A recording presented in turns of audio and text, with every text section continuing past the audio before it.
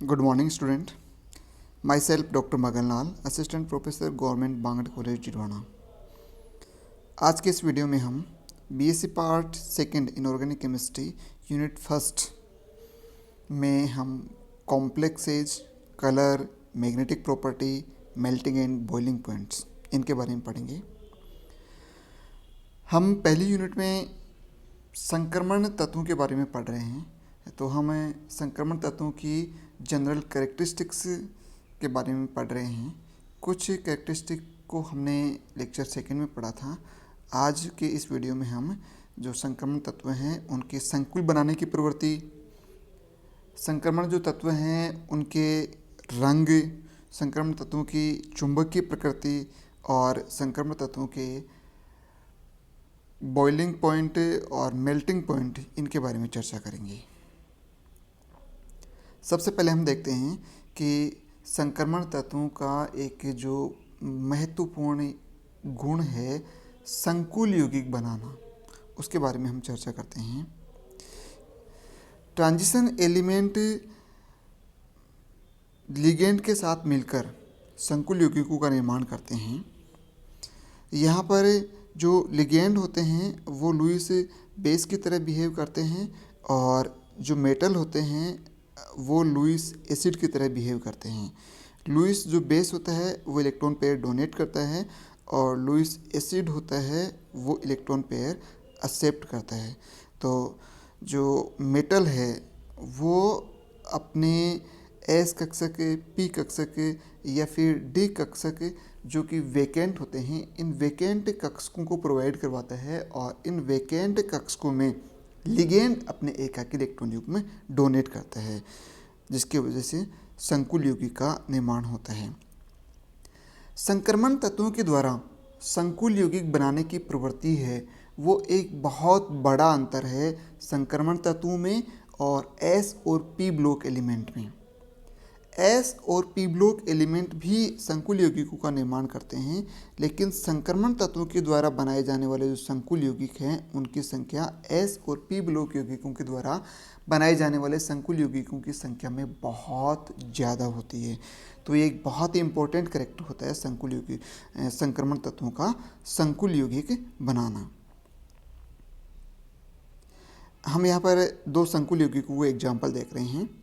एक कोबाल्ट का संकुल है। यहाँ पर कोबाल्ट 3+ ऑक्सीडेशन स्टेट में है और इस कोबाल्ट से 6 अमोनिया, जिसको हम लिगेंड कह रहे हैं, वो जुड़े रहते हैं।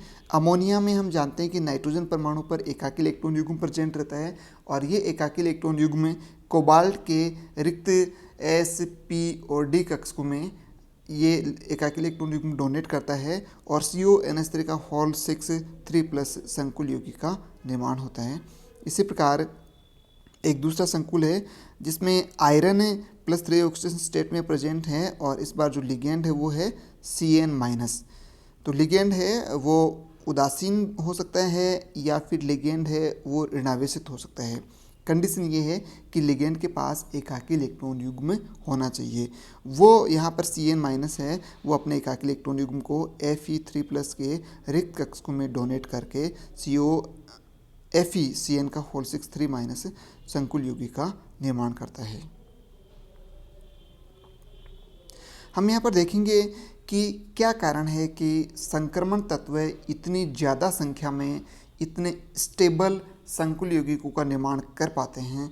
तो इसके जो मेन रीजन्स हैं वो ये हैं कि एक तो संक्रमण तत्वों का छोटा आकार।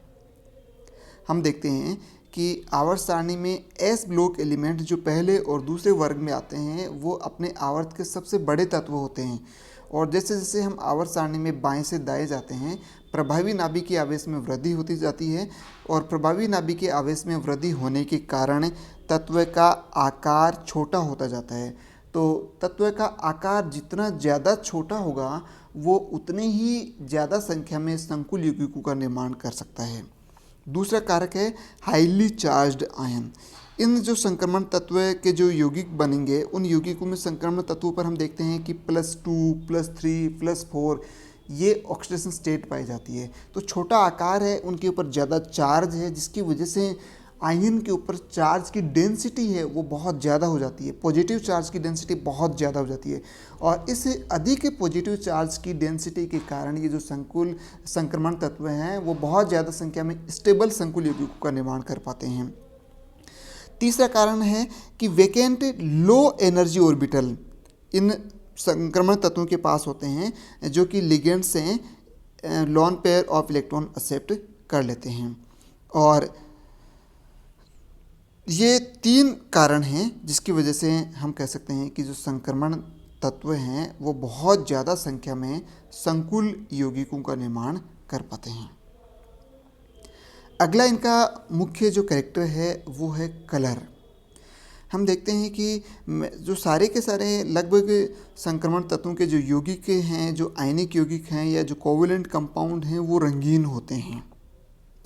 और ये जो गुण हैं वो एस ब्लॉक एलिमेंट और पी ब्लॉक एलिमेंट के जो तत्व हैं उनके जो यौगिक हैं उनसे बिल्कुल अलग है, क्योंकि एस ब्लॉक और पी ब्लॉक एलिमेंट के जो कंपाउंड हैं वो ऑलमोस्ट वाइट कलर के होते हैं, उनका कोई कलर नहीं होता है। लेकिन संक्रमण तत्व के जो यौगिक हैं वो ऑलमोस्ट कलर्ड होते हैं।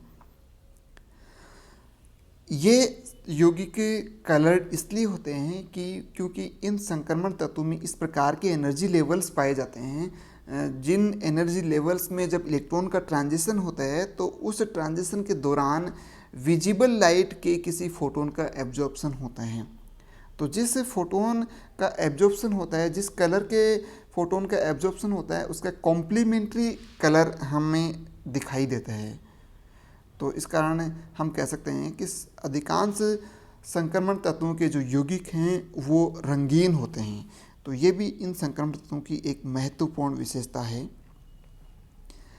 अगला कैरेक्टर है मैग्नेटिक प्रॉपर्टीज।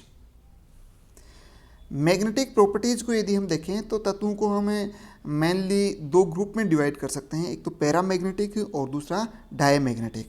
पैरामैग्नेटिक तो वो पदार्थ होते हैं जो अपने में से ज़्यादा चुंबकीय क्षेत्र रेखाओं को अपने में से होकर जाने देते हैं, या जो चुंबकीय फील्ड की स्ट्रेंथ यदि हम मेजर करें तो इन कंपाउंड के अंदर मैग्नेटिक फील्ड स्ट्रेंथ H की वैल्यू है वो ज़्यादा होती है। और दूसरे प्रकार के जो पदार्थ होते हैं वो होते हैं डायमैग्नेटिक। तो डायमैग्नेटिक वो पदार्थ होते हैं when a substance is placed in a magnetic field of strength H। जब किसी पदार्थ को हम H मैग्नेटिक फील्ड वाली स्ट्रेंथ में हमें रखते हैं, the intensity of magnetic field in the substance is less than H। पदार्थ के अंदर मैग्नेटिक फील्ड की जो इंटेंसिटी है वो कम होती है, बाहर की तुलना में पदार्थ के अंदर मैग्नेटिक फील्ड की जो स्ट्रेंथ है वो कम होती है। तो ऐसे पदार्थ चुंबकीय क्षेत्र से प्रतिकर्षित होते हैं। तो इस प्रकार के पदार्थों को हम डायमैग्नेटिक पदार्थ कहते हैं। तो मेनली हम इन पदार्थों को चुंबकीय प्रकृति के आधार पर 2 भागों में डिवाइड कर सकते हैं। हम देखते हैं कि अधिकांश संक्रमण तत्व है, जो संक्रमण तत्वों के जो यौगिक होते हैं वो पैरामैग्नेटिक होते हैं, पैरामैग्नेटिज्म शो करते हैं। पैरामैग्नेटिक पदार्थ वो पदार्थ होते हैं जिनमें एक या एक से अधिक अनपेयर्ड इलेक्ट्रॉन पाए जाते हैं, अयुग्मित इलेक्ट्रॉन पाए जाते हैं। हम जानते हैं कि इलेक्ट्रॉन है वो किसी परमाणु में कक्षीय और चक्रण गति करता है। उसकी कक्षीय गति और चक्रण गति के कारण उसमें चुंबकीय क्षेत्र उत्पन्न होता है। लेकिन यदि सारे के सारे इलेक्ट्रॉन युग्मित होते हैं तो उन युग्मित इलेक्ट्रॉनों की जो चुंबकीय क्षेत्र जो उत्पन्न होता है वो एक दूसरे के विपरीत दिशा में होता है, जिसके कारण एक ही कक्षक में पाए जाने वाले 2 इलेक्ट्रॉन एक दूसरे के चुंबकीय क्षेत्र को नष्ट कर देते हैं। लेकिन यदि किसी कक्षक में एक ही इलेक्ट्रॉन पाया जाता है, अयुग्मित इलेक्ट्रॉन पाया जाता है, तो उस इलेक्ट्रॉन के कारण उस पदार्थ में एक चुंबकीय क्षेत्र उत्पन्न होता है, जिसके कारण वह पदार्थ पैरामैग्नेटिक पदार्थ होता है, अनुचुंबकीय पदार्थ होता है। Many compound of transition element are paramagnetic होते हैं because they contain partially filled electron shell, यानी इनमें जो डी कक्षक है वो पार्शली फील्ड होता है, कंप्लीट फील्ड नहीं होता है, जिसके कारण इनमें अनपेयर्ड इलेक्ट्रॉन या अयुग्मित इलेक्ट्रॉन पाए जाते हैं। तो इन अयुग्मित इलेक्ट्रॉनों के कारण जो संक्रमण तत्व होते हैं या संक्रमण तत्वों के जो यौगिक होते हैं वो अनुचुंबकीय प्रकृति के होते हैं। अनुचुंबकीय प्रकृति है वो हम मैग्नेटिक मोमेंट से मेजर कर सकते हैं। ये मैग्नेटिक मोमेंट है वो जो प्रथम संक्रमण सीरीज के जो तत्व हैं उनका मैग्नेटिक मोमेंट हम इस सूत्र के द्वारा कैलकुलेट कर सकते हैं। Magnetic moment in bore magnetron ये बराबर होता है √n × n+2। यहाँ पर म्यू बी एम है वो पदार्थ का बोर मैग्नेट्रॉन में मैग्नेटिक मोमेंट है और n यहाँ पर नंबर ऑफ अनपेयर्ड इलेक्ट्रॉन है। तो जितने ज़्यादा नंबर ऑफ अनपेयर्ड इलेक्ट्रॉन होंगे पदार्थ का मैग्नेटिक मोमेंट उतना ही अधिक होगा, वो उतना ही ज़्यादा अनुचुंबकीय प्रकृति का होगा, वो चुंबकीय क्षेत्र के प्रति उतना ही ज़्यादा आकर्षित होगा। अगला इनका कैरेक्टर है वो है मेल्टिंग एंड बॉइलिंग पॉइंट्स। सभी संक्रमण तत्व हैं उनका मेल्टिंग और बॉइलिंग पॉइंट बहुत ज़्यादा होते हैं, वेरी हाई होते हैं। और ये जो प्रॉपर्टीज़ है वो भी एस ब्लॉक तत्व और पी ब्लॉक तत्वों से अलग होती है।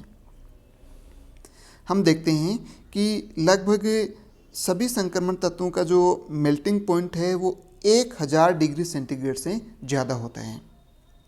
10 संक्रमण तत्व ऐसे हैं जिनका मेल्टिंग पॉइंट 2000 डिग्री सेंटीग्रेड से ज़्यादा है और 3 संक्रमण तत्व ऐसे हैं जिनका मेल्टिंग पॉइंट 3000 डिग्री सेंटीग्रेड से भी ज़्यादा है।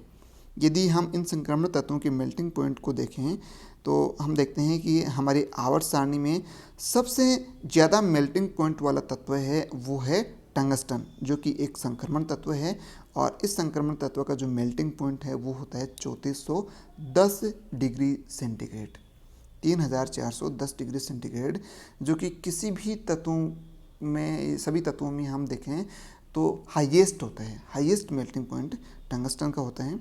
इसके बाद में रीनियम का 3180 डिग्री सेंटीग्रेड, टेंटेलम का 3000 डिग्री सेंटीग्रेड। तो ये 3 तत्व ऐसे होते हैं जिनका मेल्टिंग पॉइंट 3000 डिग्री सेंटीग्रेड से ज़्यादा होता है। हमने देखा कि लगभग सभी संक्रमण तत्वों का मेल्टिंग पॉइंट 1000 डिग्री सेंटीग्रेड से अधिक होता है, लेकिन कुछ अपवाद भी पाए जाते हैं। कुछ डी ब्लॉक एलिमेंट जैसे जिंक, कैडमियम, मरकरी, जिनके बारे में हमने पढ़ा था कि ये डी ब्लॉक एलिमेंट तो हैं लेकिन संक्रमण तत्व नहीं है। इन डी ब्लॉक एलिमेंट का जो मेल्टिंग पॉइंट है वो बहुत कम होता है। जिंक का मेल्टिंग पॉइंट 420 डिग्री सेंटीग्रेड, जो कि काफ़ी कम है। कैडमियम का मेल्टिंग पॉइंट 321 डिग्री सेंटीग्रेड और मरकरी, जो कि द्रव अवस्था में पाया जाता है, इसका मेल्टिंग पॉइंट सबसे कम होता है धातुओं में, -38 डिग्री सेंटीग्रेड। तो ये संक्रमण तत्वों की कुछ मुख्य विशेषताएँ थी। आज हमने संक्रमण तत्वों की संकुल बनाने की प्रवृत्ति, उनकी चुंबकीय प्रवृत्ति, उनके मेल्टिंग एंड बॉइलिंग पॉइंट और उनके कलर्स के बारे में पढ़ा है। तो आज के वीडियो में हम इतने पढ़ेंगे। Thank you.